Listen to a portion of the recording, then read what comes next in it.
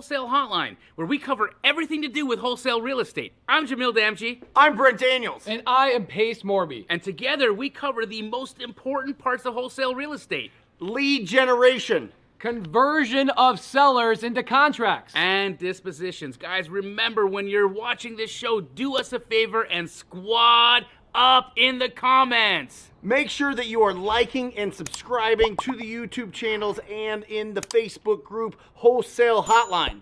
Most important, we want to know we're doing a great job for you and helping you build your business. So go give us a review on iTunes and or Spotify.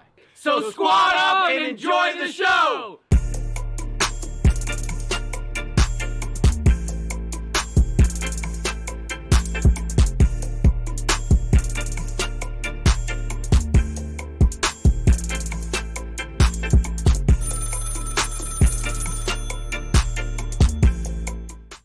Welcome to Wholesale Hotline number 223. I'm Brent Daniels, Mr. TTP, Mr. Talk to People, joined by Pace Morby, Mr. Subto / Snappity Snap Gator. We've got Jerry Norton / Flipping Genius, and we've got the king of wholesale himself, Jamil Damji.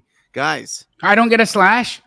You are the king. You get no slashes. Okay. That's it. They slash them? Yep. It is amazing to me. Is that you? Are you they, them? Everywhere I go, Jamil gets recognized as the Blue Genie. I don't know if there's a more prolific brand in real estate than the freaking Blue Genie. Bro. You know what I was sad about, Pace? Last week was episode Deuce. You know, I could have shown up, but I told Henry Washington. I know, you gave him your spot. I gave my spot, and I was like, there's no reason for us to have 5 guys on the screen. Like, nobody needs to have 5 alpha males on the screen. I would have stayed back so that you could have been there for Deuce, bro. I was like, come on, it's Deuce Day. Yeah.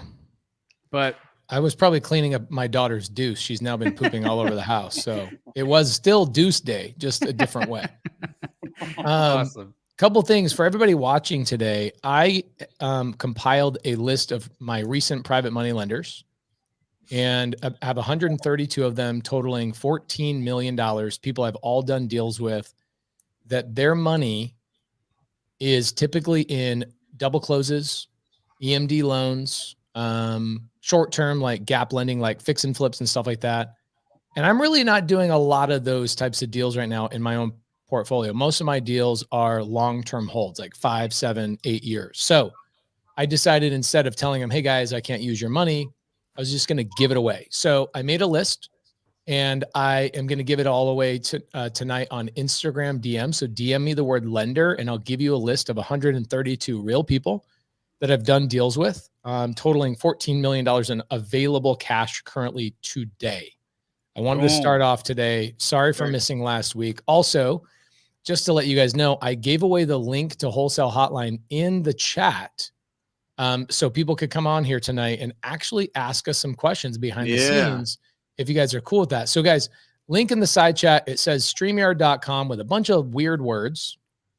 Come back here. We can only hold 12 people in the backstage. Turn your camera on so we know you don't have an eye patch and a hook for an arm. We know you're not Captain Hook.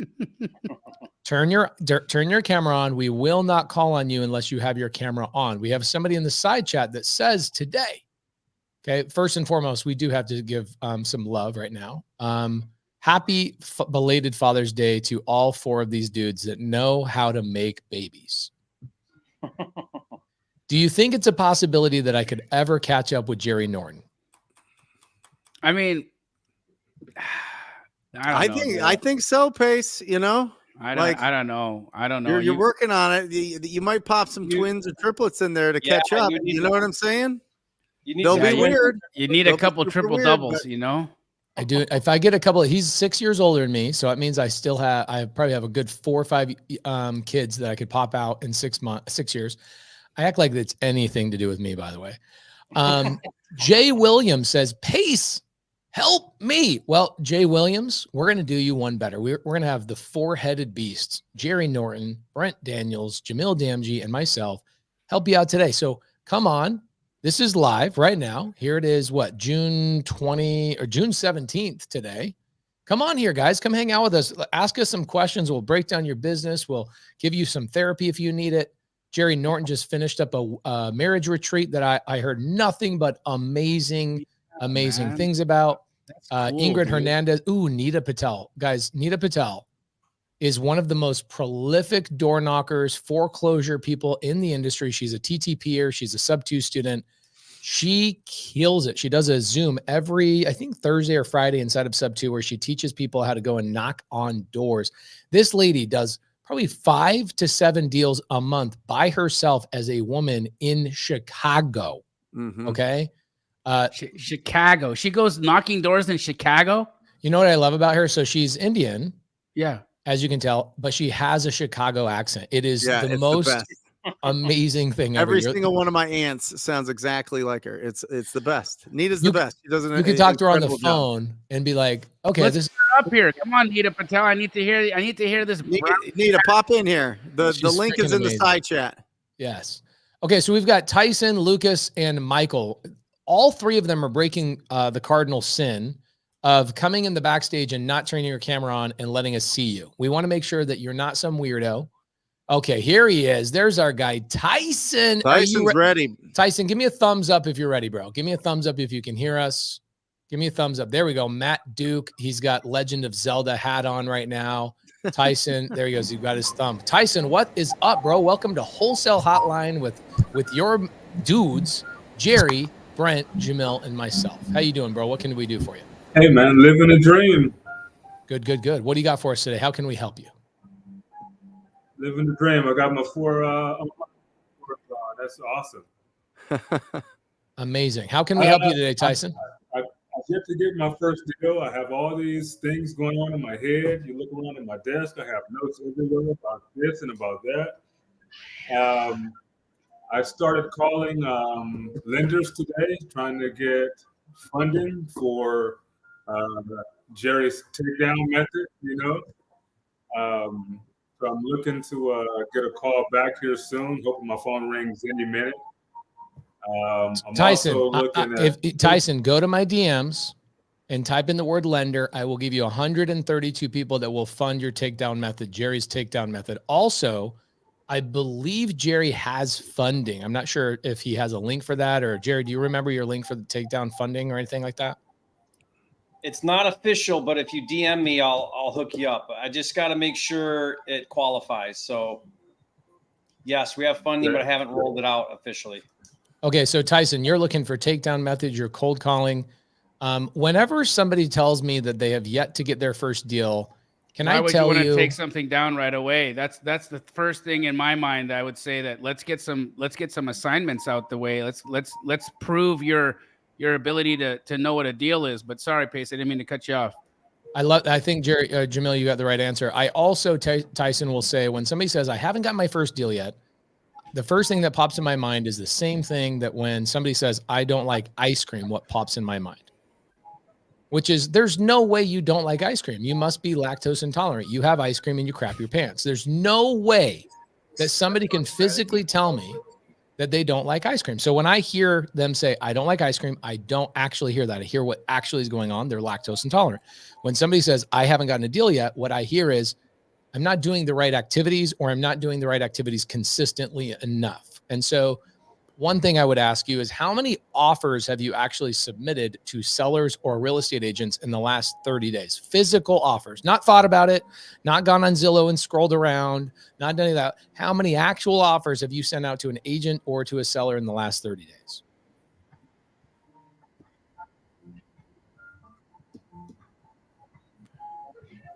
Questions for you, Tyson. Okay, so Tyson's Tyson, internet's go on. not fast enough. Tyson, do this to go to your modem and like crank it real fast. What do you guys think about that when somebody says, I haven't got my first deal yet? What's the first thing that pops in your mind? Conversations and offers, Pace. Yeah. How many conversations have you had and how many offers have you made? That's what it all comes down to. At the start of the show, and it was, we make fun of it as a live audience every time when we see our same opening that we've had for 5 years or whatever the heck it is, 4 years. And it's like, us 4 years ago, but it starts out with lead generation, converting those leads into signed agreements and then dispositions, which is your exit strategy. And so with lead generation, you're either reaching out to them or they're reaching out to you. So what are you going to do? Do you have a budget of at least $2,000 to $3,000 to have people reach out to you? All right. Or do you have to reach out to them? Do you have more time than you have budget so that you can just go and put some sweat equity in and call agents that have listed properties that have been on for a while and follow Jerry on that? Are you reaching out to people that own ugly properties that you could just literally drive around and talk to them? Are you talking to other wholesalers and seeing what their inventory looks like and what your cash buyers are looking for? So it's all conversations in offer space. Okay, cool. I agree with that. So boys, Jamil, Jerry, Lori Zeller has probably the perfect response to that comment, which is awesome question. It really made me think. For me, I think it comes down to fear, if I'm being honest. Now, I always have a kind of a funny, quippy way of answering this, which is, Lori, how did you figure out the secret to life? And Lori will say, what do you mean? And I'll say, you have figured out how to live forever.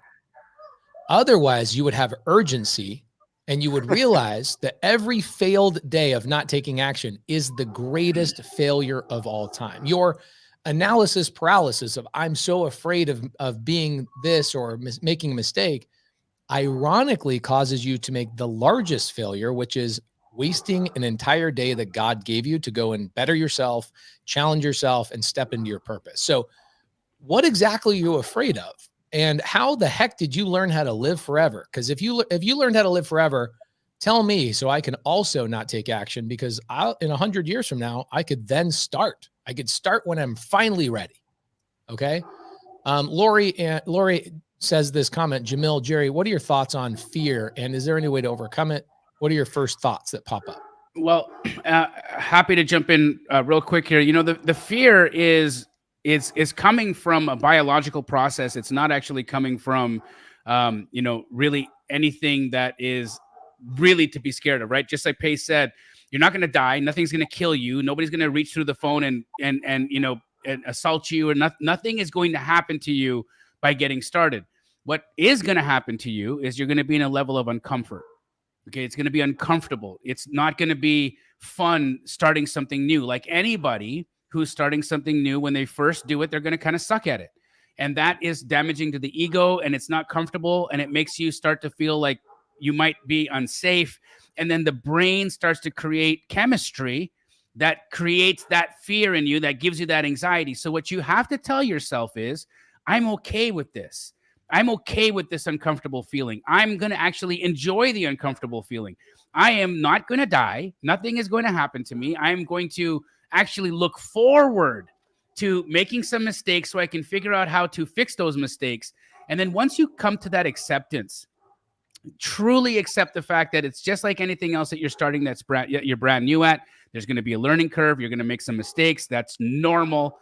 When you accept that, I tell you, you get to the other side of that and you make those first few calls and you're like, oh my God, that was way easier than I thought it was going to be. People are actually more pleasant than I thought they were going to be. And this isn't as bad as I think. And away you go. Jerry, what are your thoughts, brother?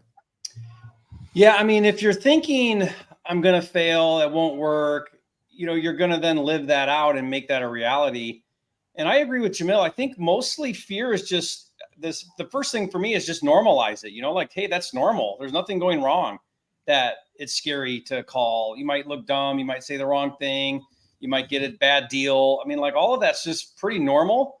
And I feel like if you can just normalize that and then take action anyway, then the next thing you know, like Jamil said, you're on the phones and you're like, wow, this isn't really as bad as I made it out to be. And so just what I say is just block out the time and do the work.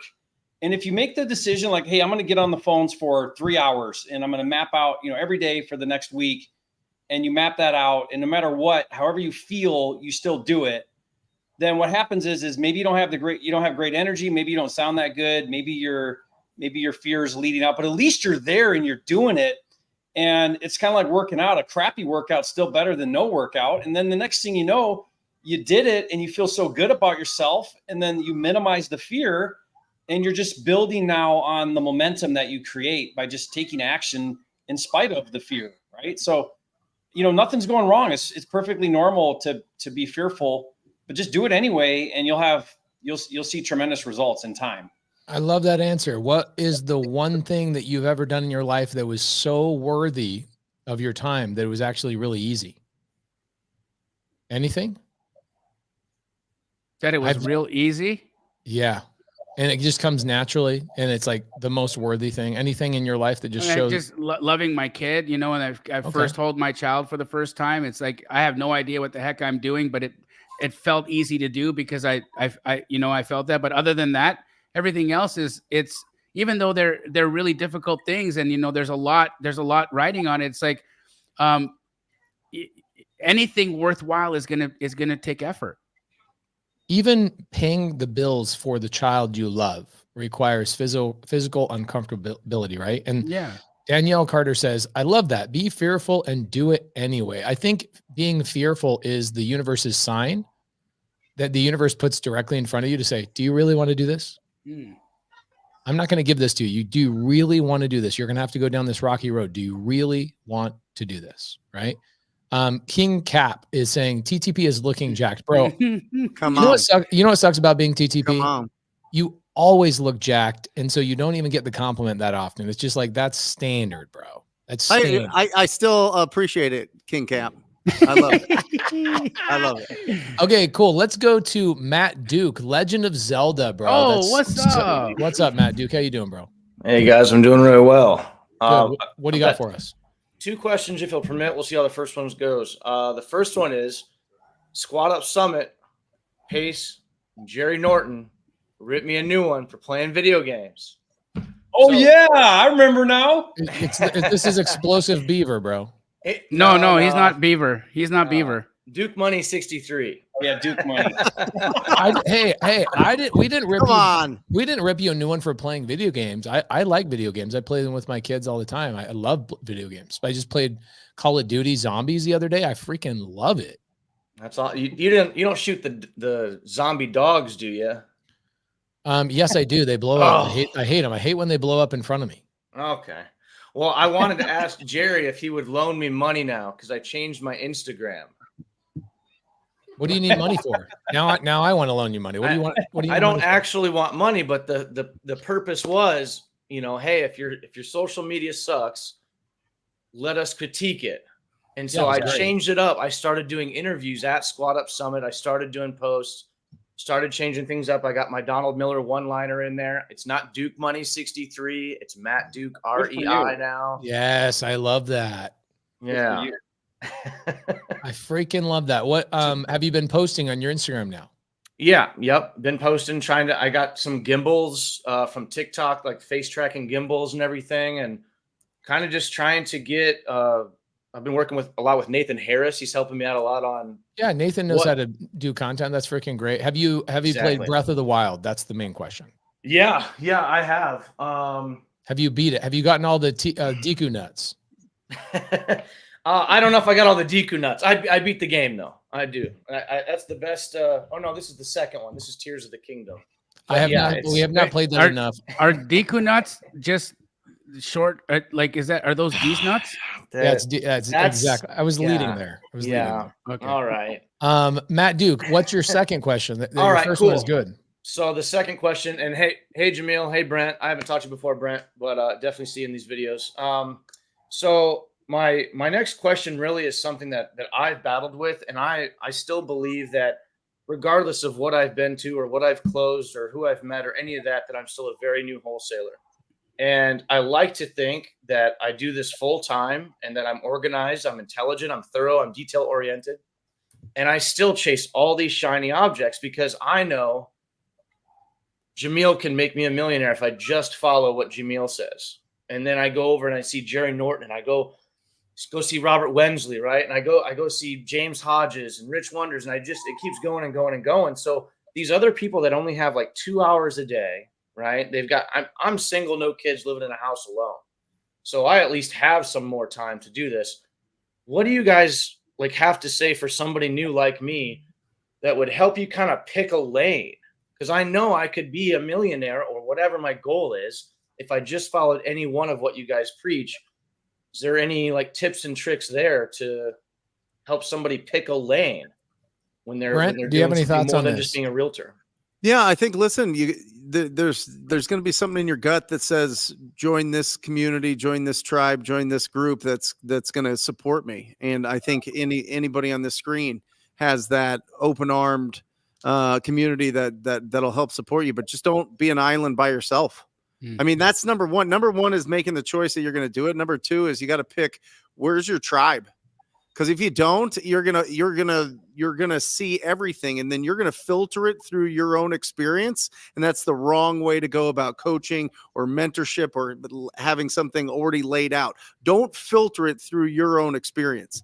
Take what Jamil tells you, take the leaders that are in that community, and just do that, and just stay super, super focused. Take massive imperfect action on that game plan, and you can't lose. You literally can't lose, as long as you're talking to enough people and making enough offers.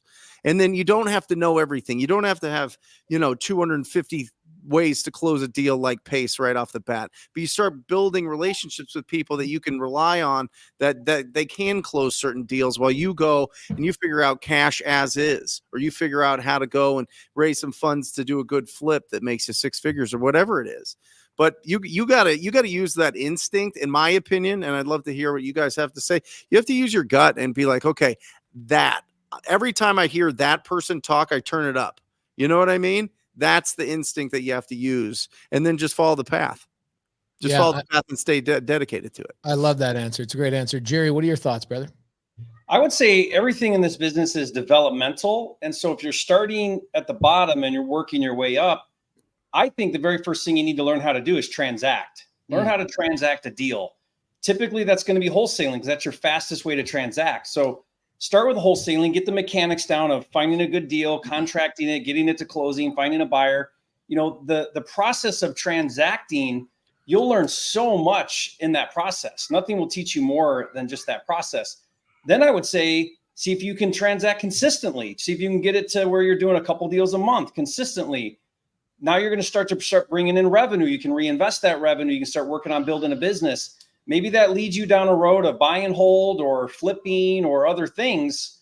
But the problem is if you're getting shiny object syndrome, then you're kind of learning how to be okay. You're like a handyman. You're learning how to be okay at a lot of things, but not really good at one thing. Yeah. And so you're going to need to hyper focus on one thing. Now, if you take, for me, for example, if you take wholesaling or if you take transacting, I can wholesale creative, I can do novations, I can do takedowns, I can fix and flip. Like, there's a lot of things still within transacting. But I think what Jamil said, start with one. Like, maybe it's just a low cash assignment. Start there, learn that really well, transact that way several times until you feel like you've got that down, and then expand your knowledge and maybe then start to branch into a different type of transacting. But everything in this business is just learning one thing, doing it well, going deep with it, and then adding another vertical to your life or to your business until you get that one down, and then add another one. And pretty soon, a year or two from now goes by and you've got really strong skill sets in like multiple areas. It happens pretty quick, but you got to hyper focus and get really good at one thing at a time. Just to add to that, thank you, Pace. To add to that, Jerry, beautifully put. Brent, beautifully put as well. The thing that Jerry, Pace, Brent, you three are married to the women of your dreams, correct? Yes. You have no eyes anywhere else, correct? No. Correct. So there's no shiny object syndrome when it comes to something that you're in love with, something that you're obsessed with, something that you are so in love with it. There's just no way it could distract you. Yeah. Matt, even my wife will sometimes go, Pace, look at those boobs. Right. And I'll you're like, I don't care. Look directly at her boobs, my wife's boobs. Or you'll be like, why are you making fun of Jamil? But what I'm saying is Matt, when you get obsessed, when you fall in love with the thing, right, you'll become a master at it. And after that, bro, shiny object syndrome will disappear. And it requires you to have that kind of obsession, to have that kind of love for the thing. And if it's acquisitions, whatever that is, transacting, that is the requirement for you to not. And if you are continuing to have shiny object syndrome, that means that you still don't have enough of an affinity for it. So start appreciating the thing that's been paying you and falling in love with that thing, because it's been supporting you. It's got your back. You've been making money. So it needs a reciprocating relationship. If you keep cheating on that thing, do you think it's going to honor you forever? There you go. I have a very contrarian thought process to all of everything that they all said. Awesome. Can I give you shiny object syndrome on top of your shiny object syndrome? Okay. So Brent's answer is my favorite because he said, know thyself. Like very shortly, he said, know thyself. What tuning fork? Like if you hit a tuning fork and it hits this perfect sound, who do you listen to? You're like, that's my person, right? I listen to Jerry Norton on certain things. I'm like, that's my guy, right? I listen to Jerry, Jamil and Brent on other things. I'm like, that's my guy. And I take specific advice from those guys. It's not the same advice, right? I don't listen to Jamil closing sellers. Why? Because he doesn't go and close sellers. He does other things. He builds systems and process. He has the largest wholesale business in the country. So I find the things that they're specifically good at, and I go grab the things that I know they're really, really good at, and I put them together kind of like a transformer. But here's my advice. My advice is this. Check this out. I'm going to give you a little sneak peek into why I'm such a lunatic, okay? Some people always want to know, why is Pace so crazy? I'll show you why. Check it out. If you've never done this, I suggest that you do. Okay. This is a test that I think it's the only personality test you should take. Okay. It is the 34 Clifton strengths. Everybody has those 34 and they're just listed in numerical order. Look at my top 5. Okay. Would you say that I'm pretty strategic? I'm a developer. I develop people. Would you say that I'm the greatest community builder that real estate has ever seen? Which is where my includer characteristic comes from. I want to include everybody in everything. I am obsessed with that. However, look at my number 1. And when you deep dive into what my number 1 means, there's a whole breakdown of this. My number 1, okay, is basically, it's not that big. I almost want to make it like way bigger, but let's see if I can. Okay, check it out. So activator is my number 1. Strategic is number 2. Futuristic, developer, and includer. Those are my top 5. That means these are always turned on. I don't ever have to turn these on, ever. These top 5 personality traits are, I wake up and those switches are all turned on. I don't think about it. It is just who I am. Some of my other ones down lower, like deliberative, okay, look at that. Deliberative is my last one. What does that mean? I do not deliberate. I do not think. No. I do not wait. I don't take notes. I don't freaking do any of that. In fact, I can't hang out with people that deliberate. And just, well, you know, what if we maybe, you know what, dude? Like Jerry said, a bad workout is better than no workout. So activator, what does activator mean? It means that I cannot help myself but take action on everything that I learn. If I learn it, I have a hard time sticking around because I want to leave and implement it immediately. That's not even something I've trained myself to do. It's something ingrained in me. It is a cheat code. I have it. Other people don't have it, right? I know Jerry and Jamil and Brent have something similar. I don't know where their activator number is, but it's got to be very high. And so what it comes down to is being obsessed with the thing you are in tune with and shutting everything else off. I collaborate with people who are my opposite. I don't take their ideas and put in my business. I collaborate with them. And so what I would do is I would take a list of everything over the next month, over the next 2 months, and I would write down everything that gets me excited. And I would say, it doesn't mean I can't do those things. It just means I should collaborate with those people that are doing it instead of me ditch what I'm really going to be naturally good at. So I think all 3 of these guys had the right answer, but I'm just summing it all up into one. Go and focus on the thing that you're super lit up about, do it imperfectly, and go collaborate with the other people that are doing the strategies that you're like, I kind of like that, but I don't want to deviate from this thing. So also for the people out there that are like, why is Pace successful? Why is Jerry successful? Brent successful? Jamil is successful? Guys, we are so dumb. If you hung out with us, I'm telling you, I have no idea how freaking Jerry Norton built this concrete house in Puerto Rico and he poured all this concrete. I have no idea how he figured out how to do that. Other than all of us, all four of us make imperfect decisions all day, every day, but we cannot help ourselves but take action all day long. So whenever you stop and you're deliberating, it's the death of you. I would much rather you make mistakes on the wrong thing than just sit there and overthink all day long. But the best homework I could give you, Matt, is write down everything that's shiny object syndrome and start voting on it. Like start putting a score on it. Like, oh, Burr. By the way, don't do Burr. Nobody does Burr anymore. That's like 1991 BS. Don't do that crap anymore. But write those things down. Start Burr at the very bottom and then go, oh, I like Airbnb. Don't do Airbnb too. That's stupid. Okay. Don't do that. But those two should be at the very bottom. And you can tell everybody that does Airbnb that I think Airbnb is gone in 15 years. It's gone. Affordability is where you should focus your time and energy. How you acquire them is one thing. What you do with them is another thing. But affordability is going to win over the next 15, 20 years. Just remember that. And I would list all of those things. Every time you get a shiny object syndrome, write it down and go, oh, that shiny object. Oh, that shiny object. Start listing them out and go, where should I focus my time and energy? Also, last thing I'll say, all four of us will agree with this. Hugging toilets is very important.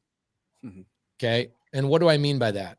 When I started as a contractor, it was me, myself, and I had not hired my first employee, Jorge Chavez Gonzalez, unbelievable guy. I had not hired him yet. So I would have to prep. I would subcontract out to the painters, and I would have to prep the whole house because I found a paint crew that's like, we're really cheap, but we will not prep the house. We come in, we blow and go. We will not prep. And so I didn't want to uninstall a toilet. So I would mask the whole toilet off. And I remember hundreds of toilets hitting my chest as I hugged the toilet and got all the way around the toilet, got my face where people's dumps and their piss and everything was. And I gladly did it because it paid the bills. And so I got used to just doing the stuff that other people weren't willing to do. And so there are things where we will say, oh, go do the thing you're passionate about. You know what, dude? I can tell you there's days where Jerry, Brent, and Jamil and myself, every day, still to this day, we do stuff we don't want to do. Yep. So go do those things, itemize those things in series of what gets you lit up in the morning, and circle the one at the top and find the guy that teaches that and focuses on that. And then to Brent's point, guys, I could give a wholesale course, a raising private capital course, a how to pour 30 tons of concrete in Puerto Rico course. I could give you every course on planet Earth. It will not change your life. A community of people will change your life. And I think you saw that, Matt, at Squat Up Summit. You know that very, very well. You see what our community does. So I would go and focus on finding that little thing by prioritizing all the shiny objects, write them all down, circle the one you want, go, who teaches this and how can I be a part of their world, and go focus on that and double down. In fact, make a goal to be like, I want to be on a podcast with the person that's the number one person in that world. Amen. Oh, me and Jamil just did that the other day. There you go. There you go. That's a freaking great question, Matt Duke. So I like the live questions. What do you guys think? Me too. That's fun. Bring them up. I love it. Keep it coming. Okay, so let's see here. Meaningful relationships, baby. That's super important. Melissa Leek says, can you show that list again? Pace.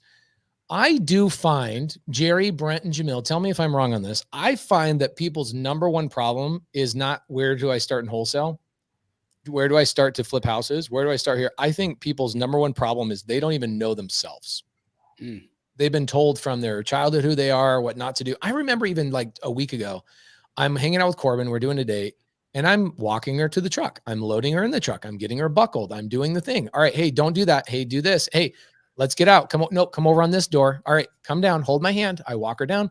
I walk her into through the Target parking lot. I'm navigating not forcefully like in a negative way, but I'm exerting strength through my arm to her arm to guide her which door we're going into. I lead her down aisles. Literally every little thing since you were a child has been told what to do, whether it's spoken or not spoken. Okay. Every single thing. Going to church, going to school, elementary, preschool, talking to your parents. Every single thing has been told to you your whole life. You then get a job.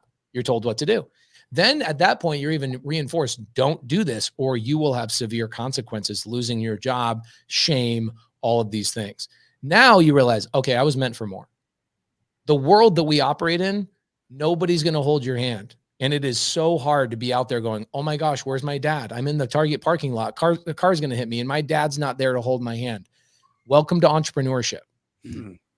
Welcome to entrepreneurship. And now you have to get to know yourself, which is a scary thing. It is a scary, scary thing. And when I talk to people, I go, what do you like? I don't know. I don't. Yeah. I don't know, man. Can you tell me what I like? And I'm not saying that to be rude. I am saying it to tell you the honest truth of thousands of people I talk to. And then what they like is they like me because I can tell you your religion by how you tie your shoes. I know that sounds crazy, but I can tell you how you were grown up. I can tell whether your parents are still married today, how many siblings you had just by watching you walk, seeing how you interact with people. I can see those mannerisms show up in your life. And so people line up when I'm at an event and they go, tell me about myself. I go, I know what you should do. You should go do this, this, this. And they go, oh my gosh, you just crafted my perfect life for me. And I go, okay, cool, go do it. And they come back 30 days later, like, dude, I'm doing it. Thank you for telling me exactly what to do. I think that really is people's biggest problem is like either A, they don't know themselves, or B, they don't know themselves and they can't figure it out. So they just need somebody to tell them exactly, step by step, exactly what to do. And then they'll go do it. People want to change. They just don't know themselves. Yeah. To add to that pace, because you're 100% right. I think that it's incredibly important to have an honest self-assessment. Like, you know, I was talking about this concept of giving yourself an appraisal, like literally scoring yourself in the aspects of your life, like an appraiser would a home. You know, where are you in your relationships? Where are you in your health? Where are you in your business? Where are you in your spirituality? Where are you in these different aspects? And be real about it. Tell the truth. How many times do we hear from, I mean, Pace, I'm sure you've heard this 100 times, Jerry, Brent as well, the same. You talk to somebody who's like, man, you know, every time I call a homeowner, this thing happens. And you know, when somebody says every time they do something that they've done it 4 or 5 times at most, right? Because there's no way statistically that anything can ever happen all the time, every single time. So you've done a little bit of work, a little bit of time, and then after that, you quit and stop. Give yourself an honest self-assessment. Really, really, really tell yourself the truth about what you're doing, what lights you up, how much effort you're putting in, because that will move you leagues ahead of where you'll be if you're just living in BS land. Last thing I'll say on this, we'll jump somebody else on here. Guys, in the side chat, I'm going to give you the email to my personality coach, the girl that I use for myself. I hired her for my whole team. I hired her. What I did also, I brought her into the subto community and I paid for 50 people to have a one-on-one session with her because she's helping me craft what we call the avatar book, right? Because I believe there's 22 avatars and 22 different paths to choose when you join and get into real estate. Some people never want to own real estate. Some people want to wholesale. Some people hate real estate agents, me. Some people really like talking to sellers, me. And so there's different pathways, right? Everybody's different. Brent really hit on this really, really hard of like, dude, you're going to find the thing that is like a tuning fork for you. Rosie Noel is unbelievable at breaking you down to yourself. And so she'll make you pay $65 for a test. If you can't even put $65 into yourself, then just go into the mirror and just smack yourself. Okay.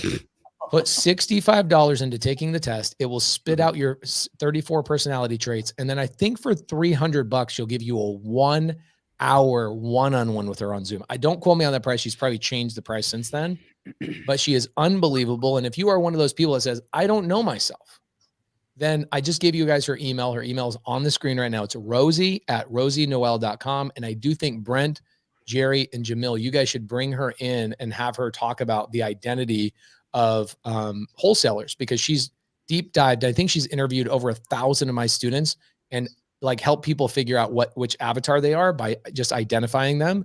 She sent me a voice memo the other day, 7-minute voice memo. And she's like, I had no idea how diverse avatars were in real estate. I now get it after thousands of interviews. So she's amazing. She understands our business.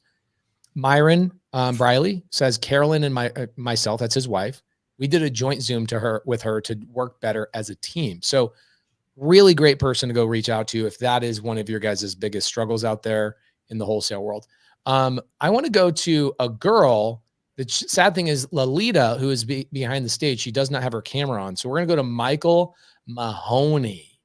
Michael Mahoney. What's up, my jabroni? How you doing, dude? What can we do for you? Michael, can you hear us? All right, Michael, you are muted. Figure that out. Put your thumbs up, and I'll pick on you again. John, here we go. We got Julian. Oh, I know what we're gonna do. I was gonna go to Julian. We'll go to John Pham. He's been in here a little bit longer. What's up, Pham? Hey, what's up, man? This is John Pham, guys. I did make a Pham joke, but his last name is Pham. Pham, what do you got for us? What do you got for us, Pham? Well, I guess I'm kind of all over the place, but I guess I'm kind of in the same boat as Duke is. Like, I'm in a wholesale mentorship, and I'm also in Astro Blaster, and then I also like what you do, Pace, and it's like all these things get me excited, and it's like, how can you not like what I do? I get to hang out with Jerry Norton every summer. How could you not like that? And I want to learn the whole subto community too, and I'm on the Facebook group, and I want to learn how to do all that stuff too. It's like I want to have all these things under my belt, and it's like, I don't know, I guess I'm all over the place. Here's the steps to overcome that. In the very beginning, I would say everybody needs to spend about 30 to 50 hours learning terminology, learning how to underwrite a deal, learning how to network with people, and how to do things ethically. Then the only thing you should be doing to learn, fam, is going out and creating mistakes and problems, and then going to everybody and saying, I have a problem. Can somebody help me solve this? Okay. That is what you should be doing right now. You are at a point in your business where you should have problems. If I said, hey, fam, what problems do you have? And your only problem is I don't have leads. That is the problem. That is the problem of a child. Okay. That sounds really abusive and really mean, but it's meant to catch your attention. You don't have leads. Therefore, your problems are childish. If you have childish problems, you're going to have a childish bank account. The bigger the problems, the bigger the paycheck, right? And we've been trained to learn to avoid problems. In this business, you got to chase problems, create problems so that you have something to solve. So, fam, what is a problem in your business right now besides lack of leads that you need help with tonight? If the answer is nothing, then we know what the problem is, which is you're not generating leads, and that means you're not generating problems. Is that where you currently are? Yeah, pretty much. Okay. You want to solve your problems? Create more. You want to solve your I'm stuckness? Create real problems that people outside of yourself can solve. And like Brent said today, you need a community of people to help you solve those problems. You will never solve them on your own. So you have Astro Blaster. Okay. Why don't you, I'm going to give you a challenge, fam. I want you to use Astro Blaster this week, and I want you to reach out to me and Jamil, and me and Jamil will work your problems for you. We will work your leads for you. Bring your problems. Go generate leads. Go generate conversations. Bring them to me and Jamil. We'll even talk about them on Wholesale Hotline, bro. Mm-hmm. That's your mission for the week. You got it? I got it. I appreciate it. Go get it done. Go get it done. What do you guys think about people avoiding problems? You guys see that all the time?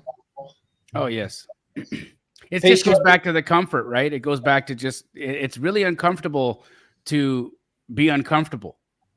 And we're a society that is craving comfort. And we feel like if we're not, everything's not okay. If we're not in just the perfect position in the perfect place in our little bed, if everything's just not comfy cozy, then there's, big issues, but there's no growth happens there. You remember when you were kids and you had growing pains? Remember how much that hurt? Yes.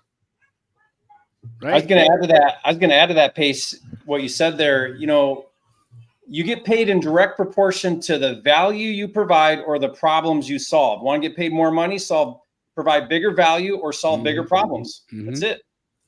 Jerry, when negotiating, we have the price, we have the terms, and we have us. They have to trust that we can get the job done. Anything else besides price, terms, and me when negotiating? Anything? That's it.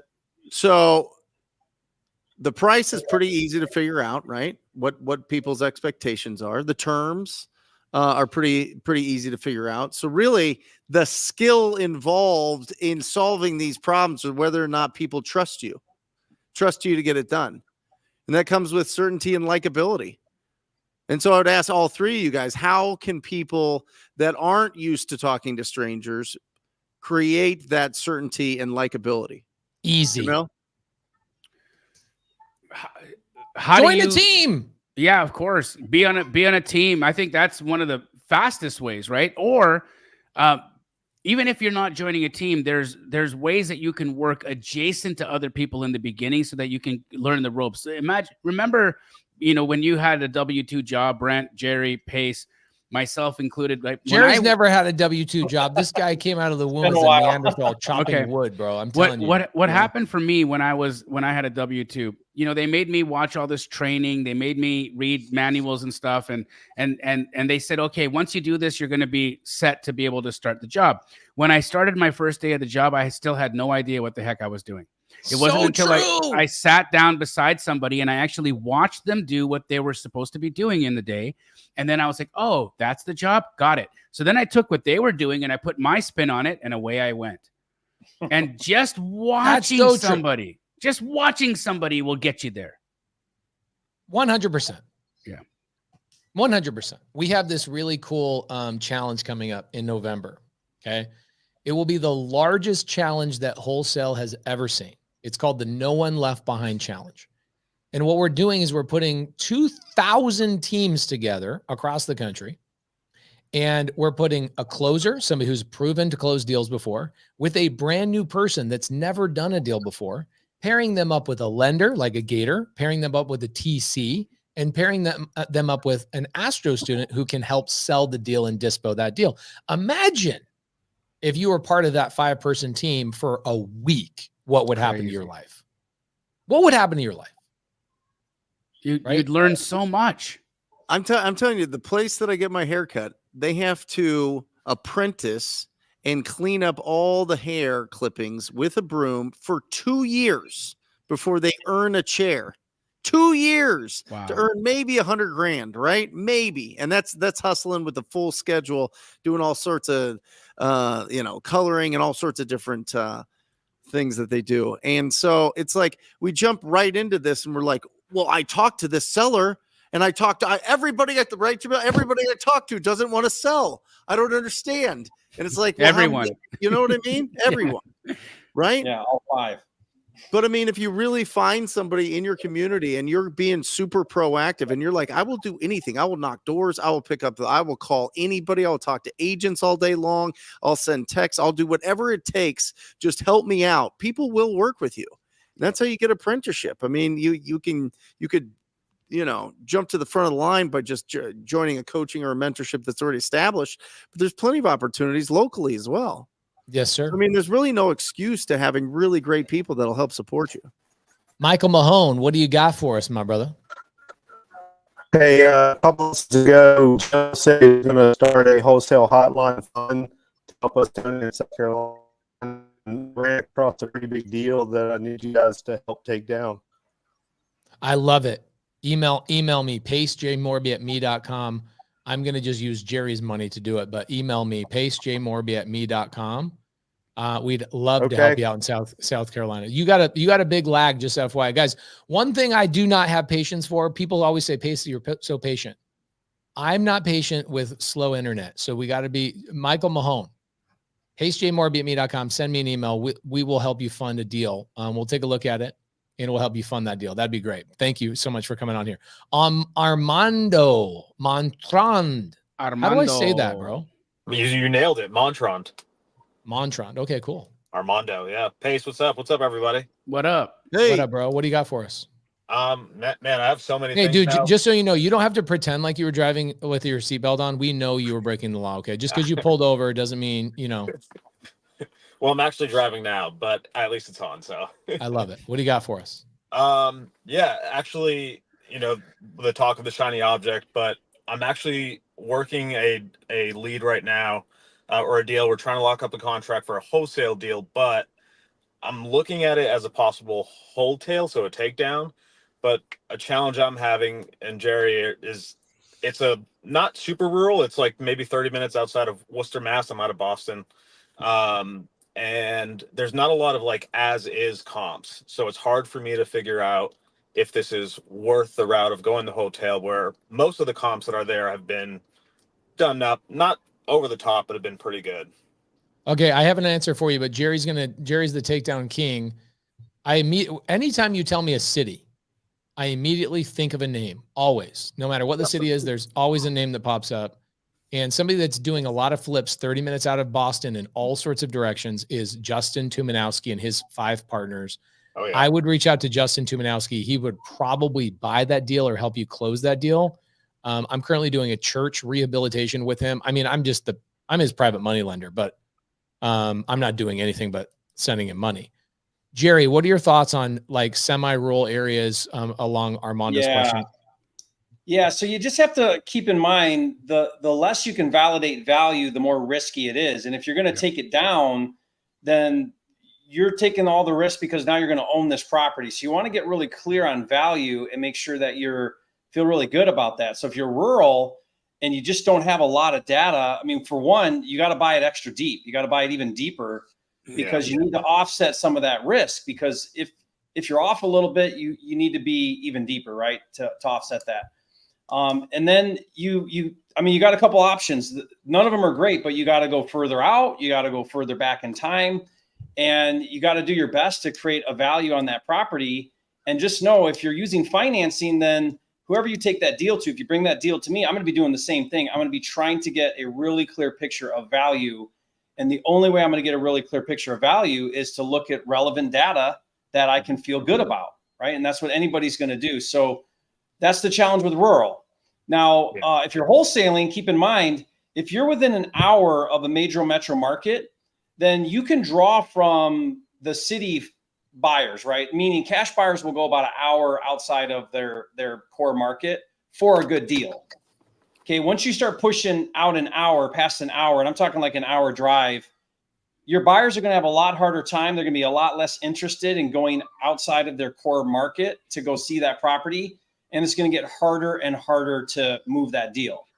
Okay. Now, if you're taking it down and it's going back on the MLS, that's a little bit different because now you're getting all the eyeballs and all it takes is, one retail buyer that's going to want that in that rural area. But again, I would just be extra careful. I would be buying that a little deeper than I even want to, just to offset that I'm rural. Yeah. The property itself, it's a relatively, it's really one room. It was a hoarder was just in the one room, and for the rest of the house, it's mostly just trash out. The seller basically did everything and said, "I'm not touching that room." So the clean out is pretty good. It's a 1990 build, but yeah, I get it. No, that's helpful, and that's what I was thinking was either going a little bit further back in time, but trying to stay within the same limits. And then some of the ones that I have found, it's just again, it's so wildly different. Where I've seen a kind of as is for 150, but then I saw another maybe closer to mine for like 250. So and then I'm using the averages in there to try to balance it out, but it's definitely a little bit riskier. There's a lot of building that's happening behind the house, which has been good. So yeah. Why not just wholesale it? If I wholesaled it, it's I have to basically offer this woman $100,000 and she's not open to that at all. I've got her right now at 178. And she's wait. Hold on a second. Yeah. Hold on a second. So you're wanting to wholetail this because you have to overpay? I just think that the spread is better on the wholetail. I said $100,000. I'm sorry. I'd have to probably offer a little around 151 for a wholesale to make $10,000. But I think whether it was a wholesale or a wholetail, the acquisition number is the acquisition number, my brother. Okay. You don't do gymnastics on the strategy to exit because you got to pay more on the in. You're setting yourself up for a world of hurt over here. If you don't make that decision to wholetail it because you had to pay more for it on the front end, this screams wholesale to me. If you can't wholesale this thing, it's not a deal. And you sure as hell don't want to go and put money in behind this thing to try to take it down and then sell it on the open market if you had to pay more for it because and that's the reason why you couldn't make it a wholesale deal. to me right now, as you explain this, that's not the play, brother. Okay. Yeah, you don't pay more when you wholetail. You don't pay more. In fact, you're probably buying even deeper. I think that's where my confusion was like, I thought wholetail because you can give them a little bit more. No. Okay. No, now if you do it right, you should make more. But remember, you're buying it and then you're picking up a lot of costs. You're going to clean it, you're going to trash it out, you're going to get insurance, you're going to have financing, you're going to have closing fees twice because you're going to buy it, then sell it. You're going to have commissions. So, and then you got to factor in profit. And because of all that risk, your profit better be substantial. So you're not paying more when you wholetail. You're buying just as deep, if not deeper. Awesome. This is and keep in mind, here's my rule with my business. Unless I can make double or more taking it down, then I'm going to sign it all day long. It's got to be twice as much to go through all the extra work and steps to take it down and resell it. And the stress when it's not selling, you have it on the market. There's nothing worse. Bro. So if I can make 20 doing an assignment and I can make 30 wholesale, I'm going to do the assignment. I've got to make 40 or more for me to even consider taking it down. Brent, you take down a lot of deals, bro. What are your thoughts on this? Yeah, something real important, Armando, is remember, we never tell the property owners what they should sell their house for. We tell them what we can buy it for. Yeah. Okay. And there's a big distinction there, because I think that we feel like we have this duty to property owners to get to their number to make them happy. But you got to be really strong with your negotiating, because if you can't make it happen and make it happen smooth, it's going to be a nightmare. You're going to have to backtrack and lower the price after you go and try to put it out to your buyers or close on it. And then it turns into a mess. So when we close on deals, the reason we close on deals is because they're massive deals. I don't want anybody to know about these deals before I own this deal. Okay. I want to close it as quick as possible. I'll keep them in there for 6 months if they want to rent it back for me for It's 6 just months. seasoning. You're just letting it season. I'm going to close that deal as soon as possible. But remember, you just run. I mean, you've got more costs involved, right? You've got your private money costs. If you're doing that, you've got your closing costs, certainly, which is you're always going to eat that. And you might have to eat it on both sides. The number one thing going on, and Jamil, you could speak to this as well, with our cash buyers. They're trying to get us lower because they're giving 3% concessions on every single flip that they're putting out there. Not only that, but they're spending on average $7,000 in what we call a BINSR, which is the buyer's inspection notice. So the bigger cash buyers in our market that do really well know that they're paying 3% more in concessions, and they're giving on average $7,000 for random repairs that they didn't catch the first time around. So you got to be real aggressive out there right now with your pricing. And we're deal finders, not deal creators. So don't force it. You're not going to convince somebody to sell their house at the price that you want them to, because you're a wizard at spitting words. It isn't going to last. Well said. Money, bro. Money. All right, Reggie, give me a thumbs up if you can hear me. There he is. All right, Reggie, what's up, my guy? How you doing, dog? Is that the Detroit Lions on your hat? Huh? Is that the Detroit Lions on your hat? What is that? No, it's that's my logo. Oh, it's a wolf eating a bluebird. Dude, I love it. Are those swords and They're weapons? swords. Those are like samurai swords. I see some nunchucks too, guys. Yeah, Dang, bro. Now This is my favorite guy. I love this guy. You remember that All house right. that Jerry bought with like the head in the freezer? This is the guy. No, He was Don't involved. let him do that, Reggie. no, Pace, Don't he's let him the do that best. to you. Where were you when I needed you? nope, not my state. So it wasn't me.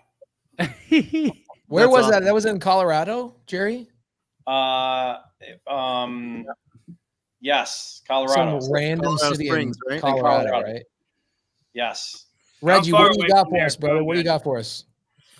I guess my biggest thing, I have a question. It's guys give me advice because this is my harder point. Is I get beat out a lot. My main method is agent outreach or MLS offers. From being in Astro and everything. But like sometimes it's just I get beat out a lot. I feel like I'm coming in too low sometimes. I mean, I've tried doing like the fix and fit formula and like percentage of ARV. But sometimes it's just I still feel like I get beat out a lot. So What market? Jacksonville, Florida mainly is the market I focus on, but I do look at other stuff in the other major markets as well. I would argue, before Jamil jumps in here, I would argue, because I'm also in Astro Flipping, if I don't get shut down out of deals, I'm not offering low enough. Straight up, just letting you know. Because there are a lot of wholesalers in the marketplace that are straight, like they're the reasons why we're getting regulated in this business.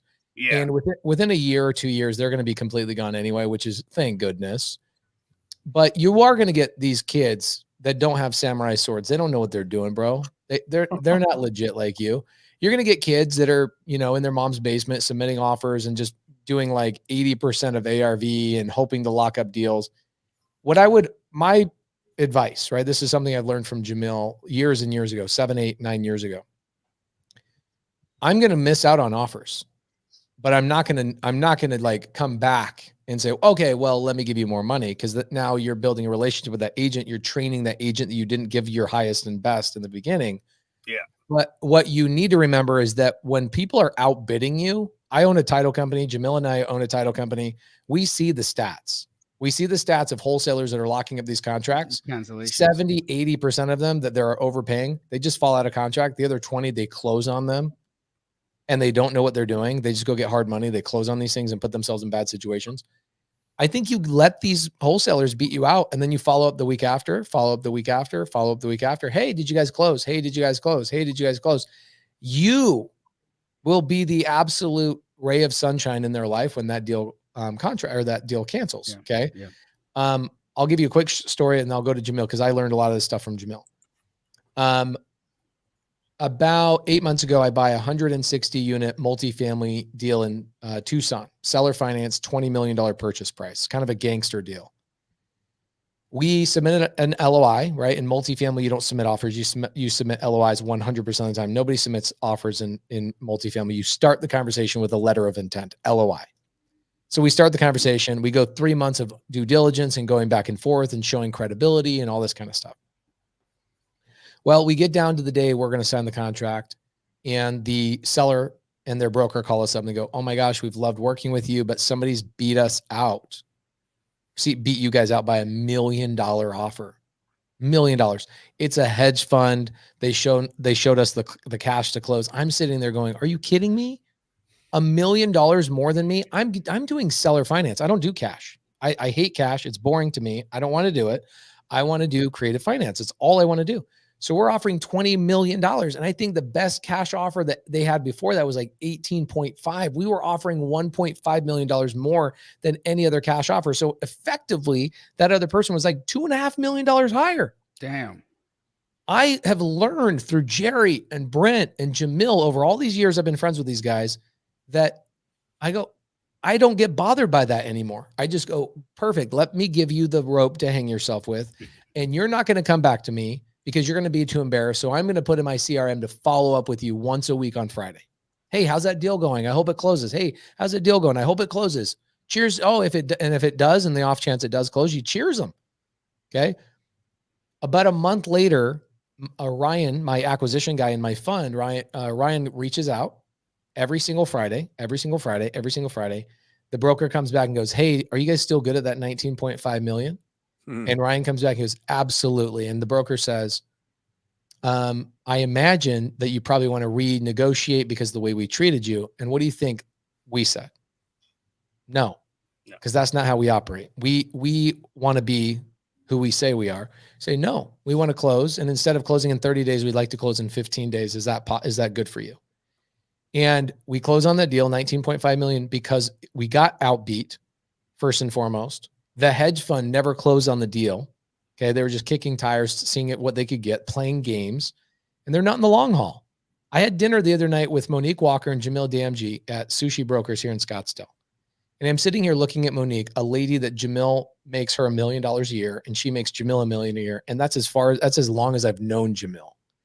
It's all about that long-term relationship and always being the guy that goes, "I'm not going to play that game. This is my offer, but I want you to know that I'm a solid offer for the rest of your life. I'm not going to change my price. I'm not going to do these things. This is how I build credibility. It is a long game, and that's the game I want to play." So my advice is the advice that Jamil's given me over years and years and years and years, which is let them win, come back and be the backup, and follow up and follow up and have utmost professionalism every single time you freaking follow up.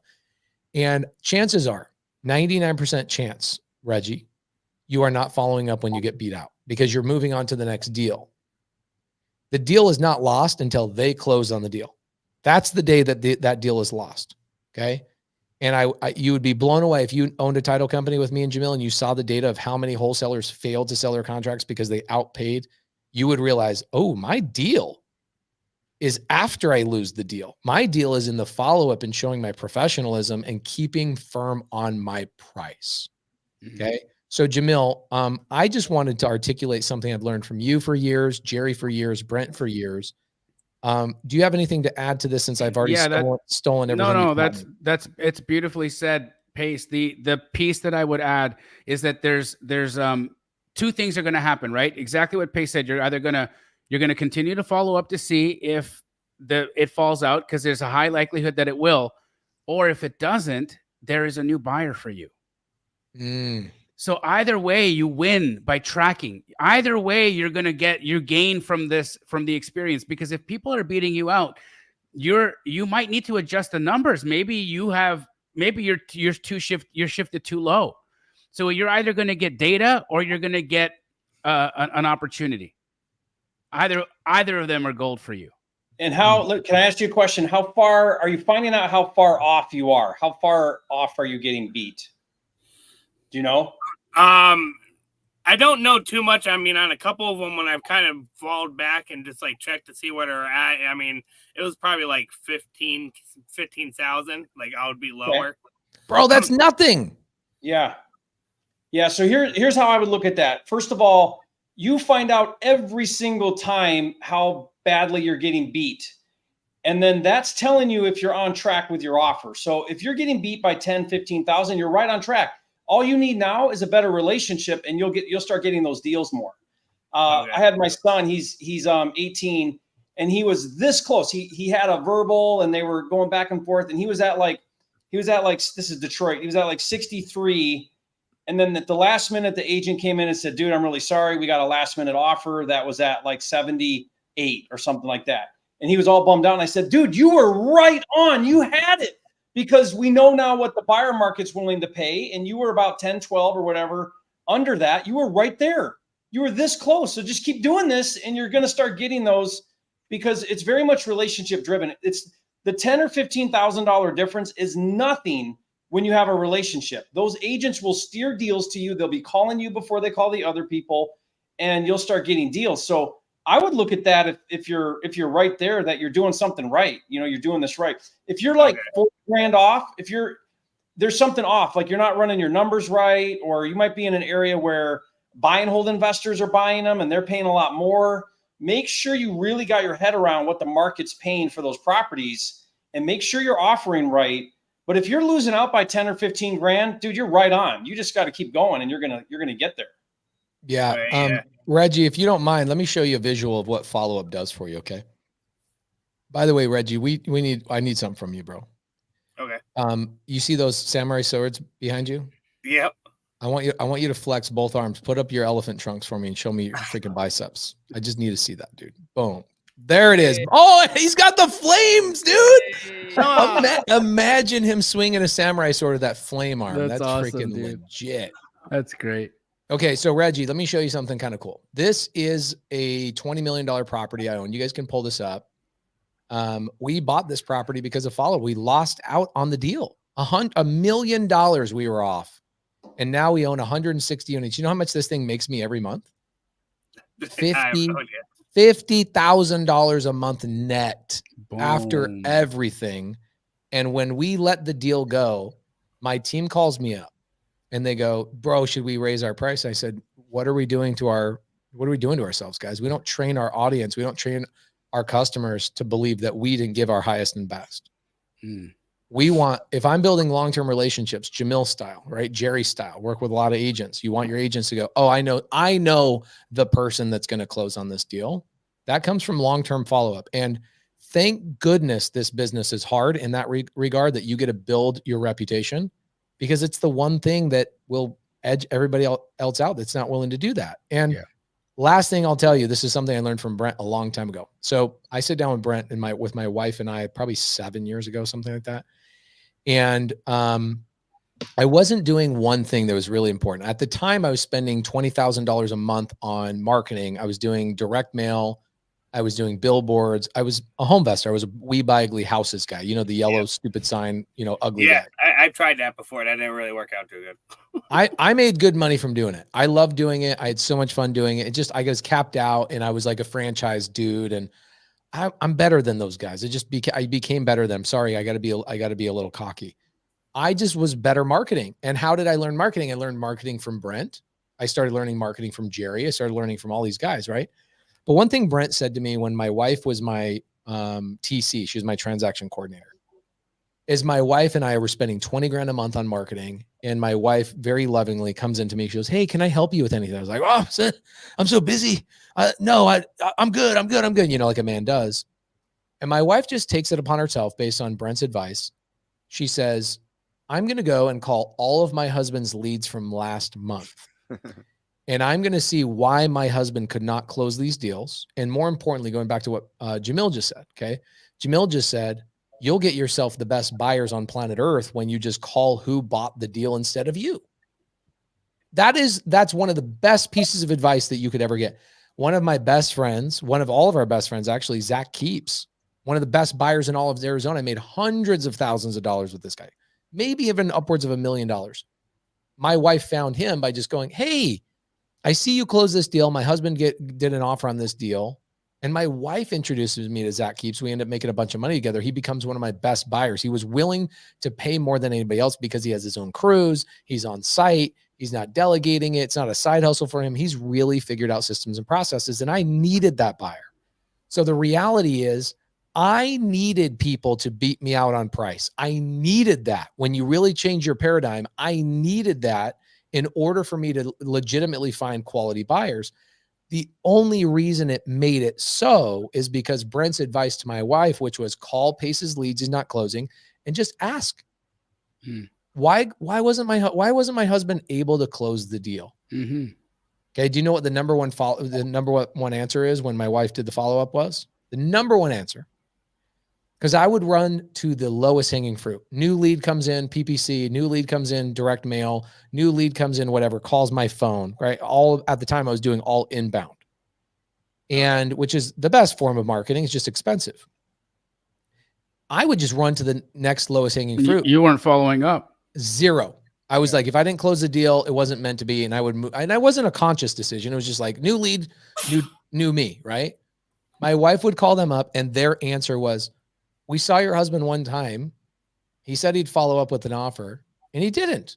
Okay. So I fixed that. Okay. So I fixed that. We all of a sudden double our contracts. I go from 2 contracts to 4 contracts, right? A month. Then the next thing my wife started figuring out was, dude, we're not that far off, but we're getting beat out by certain people because they're just stupid and they make big mistakes. There's a lot of unintelligent wholesalers in the marketplace. They're learning only on YouTube. They don't have somebody comping. I had somebody comping all my deals. Who was it? It was Jamil. I was taking Brent's advice, using Jamil's comps. I was sure to win, but the problem was I wasn't following up when I lost out on an appointment. And we kept a system. So my wife started following up and saying, "Hey, did that deal close? Hey, did this happen? Hey, did this happen?" I never deviated from my price. Never deviated from my price. And we started closing way more deals. I'd say half of my deals came from the after party, which is when the other wholesaler fails to perform. Then here's another piece for you. Okay. I'm going to give you another piece of advice. Hopefully this is good for everybody else. I've gotten this from Jerry a couple times. What happens if you just call a title company and you get the cancellations, the contracts that cancel? What if you call title companies who did a title report? They put time and energy into calling the seller. They've put all this stuff together and the wholesaler just ghosts on the contract. What if you call the title company and go, "Hey, I'm a buyer. If you ever have stuff that cancels or people that ghost, like, please let me know what's going on." Some title companies are going to just straight up give you the information. Bro, people beating you out can be a whole full-fledged $1 million a year business. Yeah. Yeah. And I've learned that from Brent, Jamil, Jerry. They've all given me a piece of advice. The difference is you just got to do it. And it's tough when you have new leads coming in and you're told generate new leads.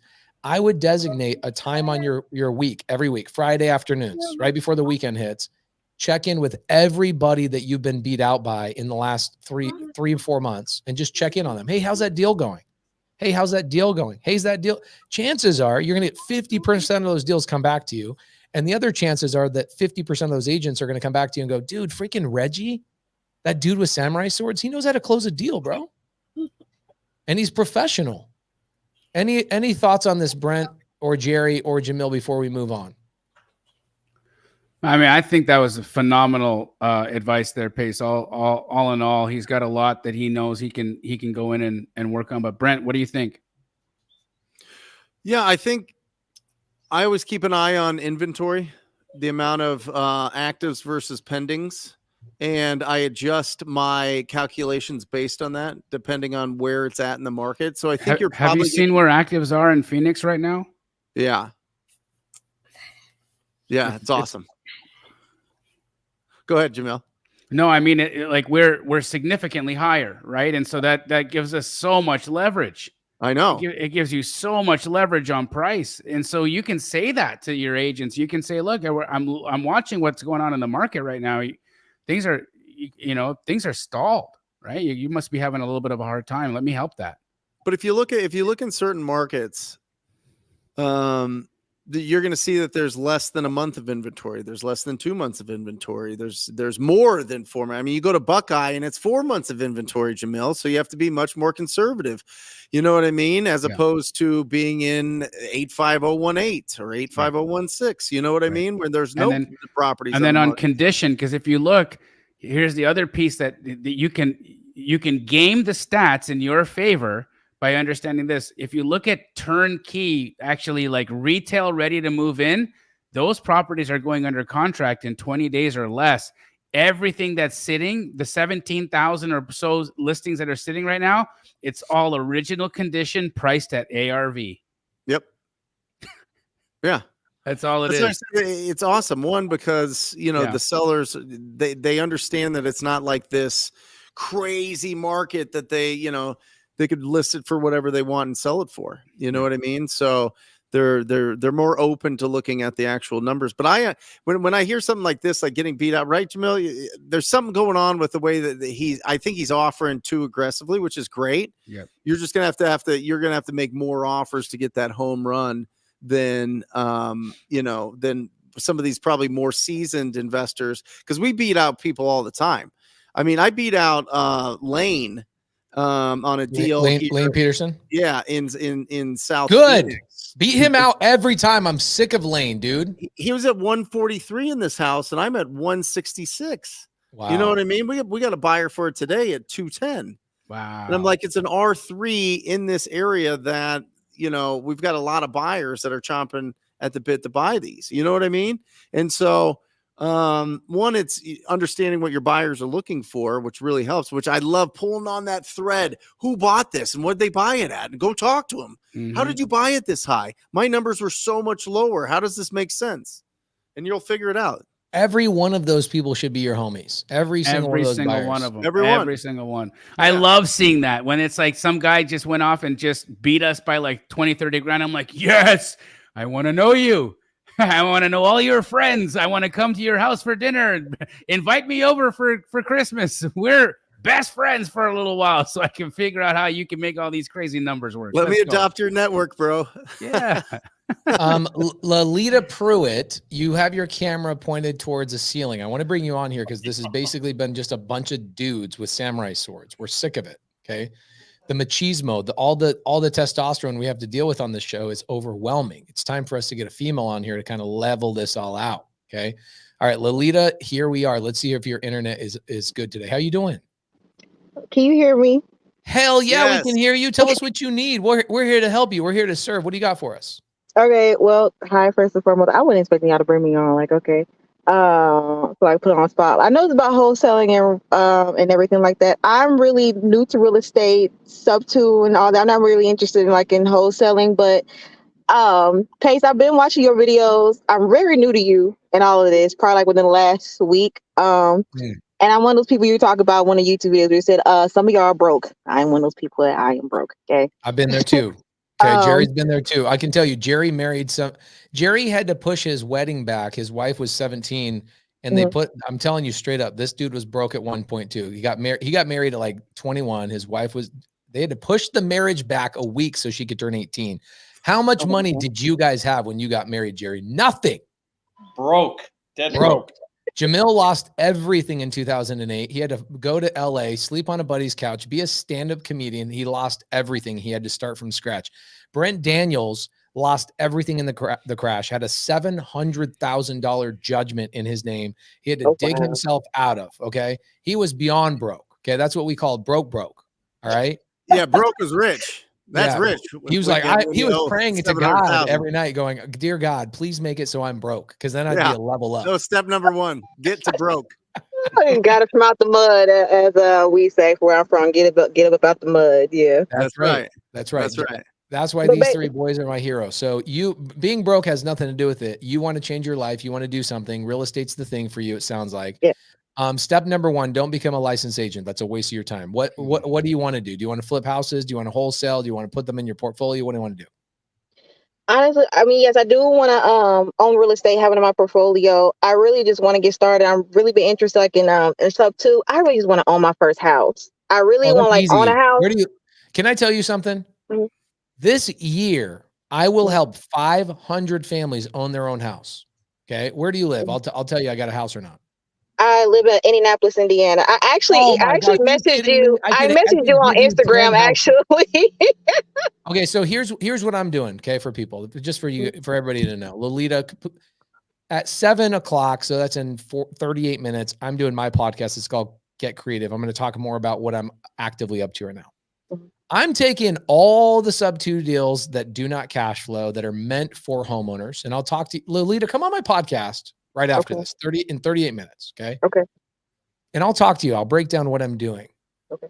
And I've already helped 4 families this week. And what I've done is I've taken families that are having a hard time selling the house. Did you hear Brent and Jamil just talk about how there's long days on market and places like Buckeye have 4 months on, it's long. Sellers and agents cannot sell their houses right now. Yeah.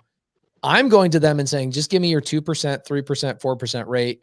I will buy the house from you, pay the agent commission, give the seller a little bit of money. I will buy the house. And then what I'm doing is I'm turning around and helping families who can't get into their own home move into that house. And I basically become your bank. Okay. I don't care if you're broke. Okay. In fact, if you're disenfranchised, you've been put in bad situations, I want to help you out. I want to figure out what we can do. Indianapolis, Indiana, are you kidding me? I could take half that freaking city right now. So, I love my city. Don't do us like that. But I will say this, like, if I could be honest, like, I am working. I have a job. Okay. I am working, but it's one of those, like, it's paycheck to paycheck. I want to get out of living paycheck to paycheck. I want to be in a good financial situation, and I know that real estate, is, where it is, it's just having the leverage or the capital, if you will, I want to get out of where I'm at. I have kids. I want to be able to leave an inheritance for them, spend an hour with you tonight. Okay. Let me spend an hour with you tonight without Jerry, without Brent and Jamil, because I'll go off. Okay. These guys get sick of hearing me. Come on my podcast in 36 minutes, and I will break down how I can help a single mom with kids. You have a job. I understand you have a job. I'm not saying you're destitute and you're lazy. That's not what I'm saying. Right. No, I didn't take it as that, For the first time in history, okay, the last couple of years, the first time in history, having a job, 90% of people have a job, cannot buy a house. Right. Okay, back in 1963, the price of an average home was $18,000. The price of an average home today is $431,000 nationwide average. When you take inflation into consideration, okay, and you say inflation didn't happen, you have to pay 4 times as much money today for a house out of your wages than they did in 1963. 4 times. That means you have to make 4 times as much money, work 4 times as often, grind your guts out 4 times as frequently in order to afford the same house that your grandpappy bought in 1963 with like a booger and an El Camino trade-in. You know what I'm saying? I agree. So I have ways to help you out with that. I'll break it down on the next podcast. Okay. The main thing you want to do is go, I want to get out of renting. perfect. If that's your first step in real estate, your homeboy Pace can help you.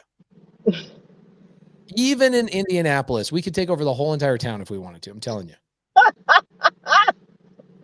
Places would be hard to take over is like Malibu.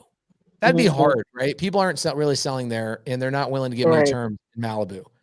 I did get a deal on in Napa Valley on seller finance, no money down, but like that's an outlier. Most of the time, I'm looking in just kind of general areas. So, Lolita, come on my YouTube channel.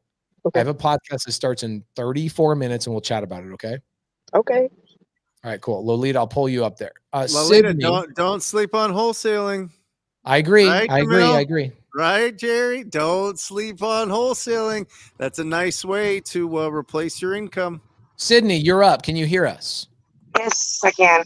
Okay, we have 4 more minutes. What do you got for us? Your kids are in the back. You gotta make this real estate thing work for them. Yes. I have my first contract for a property in Sandusky, Ohio, and I was watching Jamil and his sister the other day about pad splits. I was curious if instead of wholesaling, I could do like a pad split with it. Yes, you can. What do you need? You need funding, right? So you could go to like myinvestorloan.com. You could get a loan for the property. You could go to a Gator and get your gap funding. You could be in the deal, no money out of pocket. And then you could essentially refinance once you get it stabilized and get a new loan. Okay. So if you come on my podcast in 33 minutes, I will whiteboard the exact steps of exactly what to do. Oh yeah. Pace, do you have a good lender referral for a pad split? Myinvestorloan.com is doing all my pad splits. Are they? No, I mean the refi. My investor loan will do the purchase and the refi. Okay, I've got another resource for you, just in tandem. So you can shop the rate, but I'm going to send you that in a text message right now. Okay. So that you can share it with other people. I just did one with them, and they did 75% LTV, and they appraised it based on the income. That's so good, bro. From co-living. So it was it with Jerry's money? Because I know Jerry's got so much cash right now. No, it wasn't. I wish it was with Jerry's money. He's got so much cash, bro. Jerry, how much cash do you really have when you're just pouring out 30 tons of freaking concrete every week? It's all in cement. I've converted. Instead of buying Bitcoin, I buy cement. Freaking genius, dude. Guys, as we wrap up the show today, I love the live Q&A. I know it sounds like I talk the most because I'm teeing up everybody to ask questions, but I love hearing my best friend's answers to every question. Jerry, what do you have coming up this week? What can we send people to promote all that kind of stuff? Oh, good question. Let's see. Tomorrow night doing the live with my wife, Anne-Marie. We do that every Tuesday night. In fact, Pace, we need to get you on there. Tell me when you're available. Can we do it on your patio the week of the June 26th when we get in town? Yeah, let's do it then. Okay. It's almost like we live 2 miles away from each other. I'm so lucky. So guys, go to Jerry Norton's YouTube channel. It's one of the very few. I subscribe to all 3 of these boys' YouTube channels, and I subscribe to maybe 3 other. Okay. Jerry Norton's channel with his wife is phenomenal. When she speaks, I listen. She's unbelievable. She brings an amazing other side of the coin to the conversation about the support mechanism in a wholesaler's life. And their lives on Tuesday are transformative. Yeah, they do marriage retreats. They do all sorts of cool things. For those of you guys out there, like, I want to get closer to my partner, follow Jerry Norton's information. He is the flipping genius that I have learned so much from. Jamil, what do you have coming up this week, my brother? I got Straight Outta Compton on Wednesday and Sunday as well. And my mindset call on my YouTube channel at 1 p.m. PST. If you are struggling with anything mindset related, if you're having a hard time, figuring out how to break patterns, if you're really trying to stop self-sabotage, I'd really love to see you there on Sunday. Love it. And Jamil, my wife and I were in Montana a couple of weeks ago, listening to your mindset training on YouTube. It's phenomenal, and we love watching it. It's a new like must watch for us on Sunday. You're doing it on Sundays, it seems like. Yeah. Okay, cool. So Jerry, you've got yours with your wife. Jamil, you've got yours going on Get Straight Outta Compton. By the way, if anybody says, dude, I need to learn one skill and just get really good at real estate, learn how to comp a property, guys. Yes. Learn how to freaking comp a property. Go to Straight Outta Comping.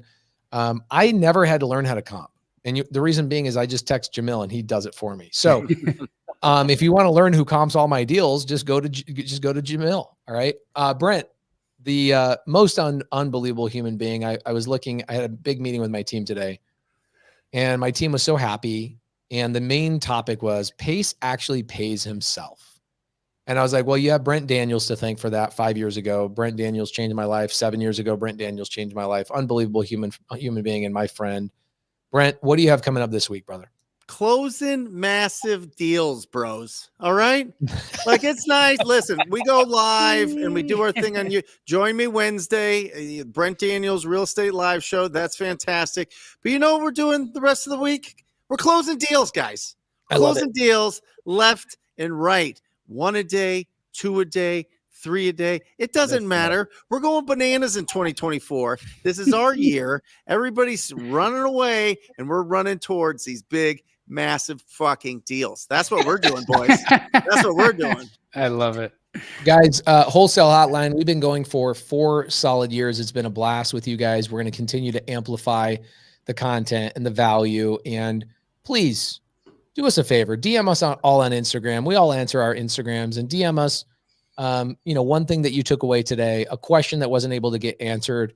We might even tee you up and send you a video that answers the question, or I might even send you a voice memo. Whatever it is that you need, guys, we will be here every Monday night, 5 o'clock Arizona time. We're the only state that's not a bunch of lunatics that change their freaking time every year. We just keep it at how it is. Okay, guys, we will see you next week on Wholesale Hotline. Peace. Love you guys. Or just say squat up. So squat up and enjoy the show. Yeah. Yeah. Okay. 1, 2, 3. So squat up and enjoy the show. What are you doing? I didn't say that thing. Why? I don't know. Okay.